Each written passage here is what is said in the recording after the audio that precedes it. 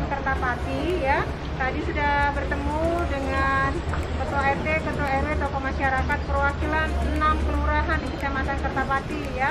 Tadi sudah banyak juga yang diinformasikan, yang diusulkan, yang dilaporkan kepada kami. Tentu usulan-usulan ini akan segera ditanggapi oleh pemerintah Kota Palembang dan akan kita coba wujudkan realisasi. Mudah-mudahan hasil dari kita ngantor ini betul-betul nanti bisa membawa perubahan, terutama untuk pemerataan pembangunan dan juga percepatan pembangunan.